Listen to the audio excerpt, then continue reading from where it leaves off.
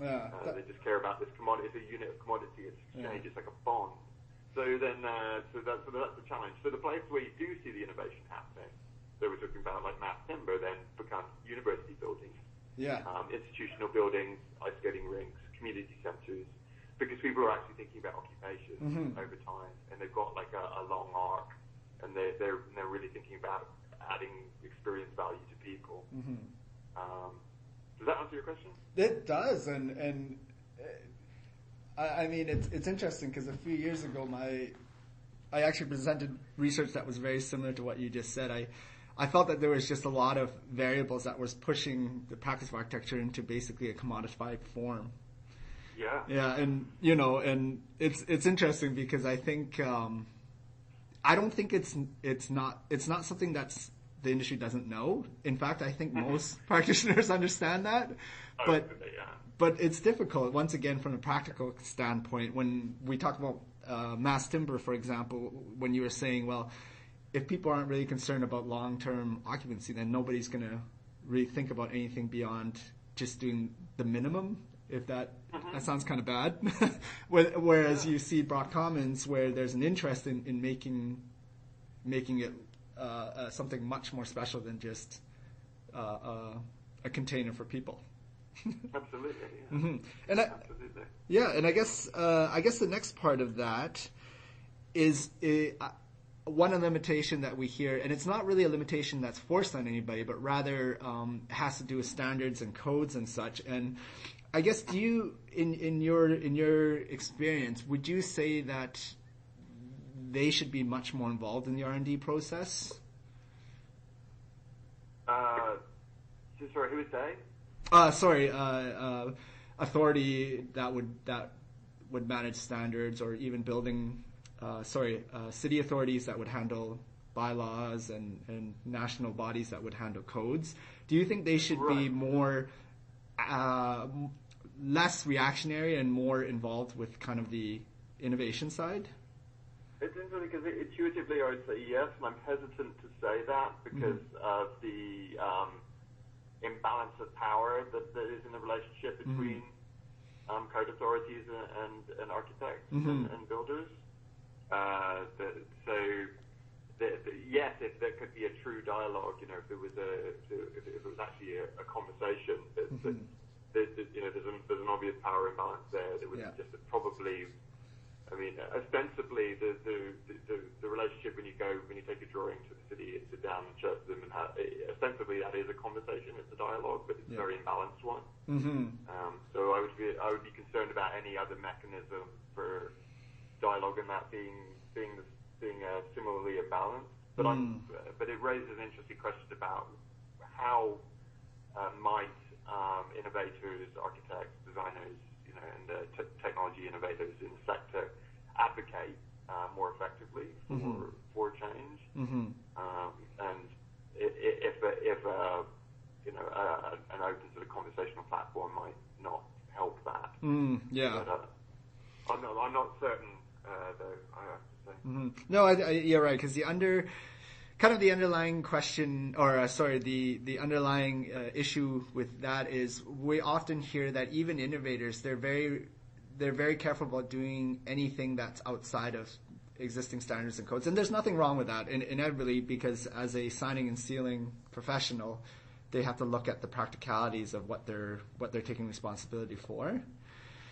Yeah, and so there comes that moment where there are some people that have a reputation that they can do very unique and new things, such as Broad Commons, but they have to jump a lot of hoops, and it's still constrained by existing standards and codes, right? Yeah.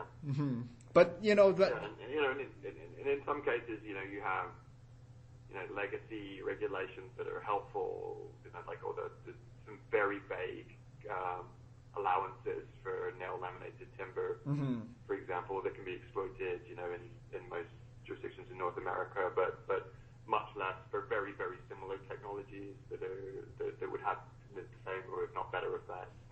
So there's a lot of discrepancies and challenges. I think I have less experience in practice working with co-practitioners in British Columbia. Most of my practice has been international, so I'm hesitant to speak directly about that. But I would just say, I mean, I'm not sure exactly how you're using my language or whether I'm being quoted or whatever. But I should. Yeah, I should give you a heads up. We are not going to directly quote any of our interviewees. Okay. We're basically going to do very high-level trends in terms of what we're hearing. For example, a lot of practitioners are worried about, are thinking that the constraint lies in standards and codes. So all we're going to say is generally, most practitioners feel this is the limitation. And in your case, concur with that. Yeah, and so I think anything you say here will be confidential. We're gonna basically summarize everything. However, if you do say something that's very interesting, and you have said a lot of things that are interesting, we will actually ask you before we actually quote you specifically. Sure. Okay. Yeah. No, I don't think I've got nothing to hide. Don't worry. I would say, yeah, I would concur with that statement about the code, and I think, I mean, generally, there's the sense is that code authorities, like in this jurisdiction, are overly activist, and there's definitely more could be done. There could be like a more fluid track for innovative application of the technology. Yeah. That's I think that's fairly universally held.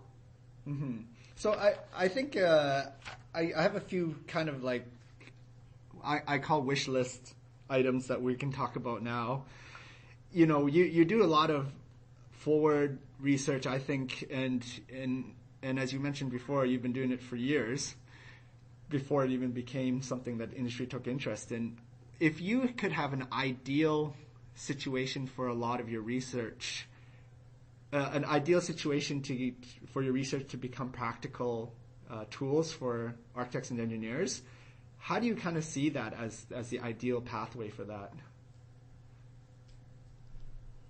Oh, ideal. That's an interesting question to ask me, because my methodology is so about taking what is and trying to like maximize the benefits and hone away the challenges. So, and trying to weave together threads of things into the new.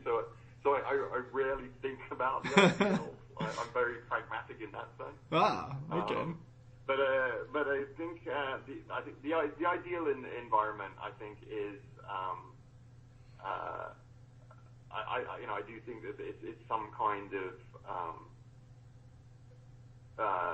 if it's not exactly like academic corporate partnership, in that the two exist in the same place, but there's some kind of exchange between the academic project and the corporate one. So that there's some kind of funding and support system that creates an environment for, whether it's in a university or elsewhere. I mean, it might, in many ways, the bureaucracy of working in universities is like so stultifyingly difficult to navigate that it's not necessarily a university. But there could be some environment in which researchers like myself have a degree of freedom to just explore,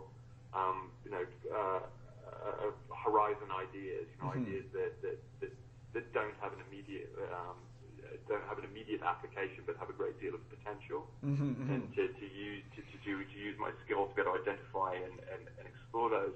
But then there's a mechanism to like move them into a different stream, where they're then being like honed for possible industry application, or not, or they're allowed to stay in the other stream and continue to explore until their potential is found.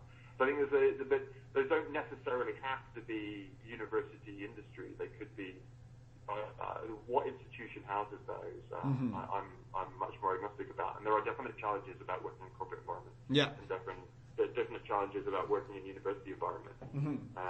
For both of those things, it's not always the traditional orientation between innovation and you might think that the academic environment is the best place to do the innovative work, but actually there's all kinds of restrictions on who That's a good what point. you're aware, like who you can hire and how that can be structured. Yeah. No, that's a good point. So really, so it's whatever vessel they come in, it's those two streams.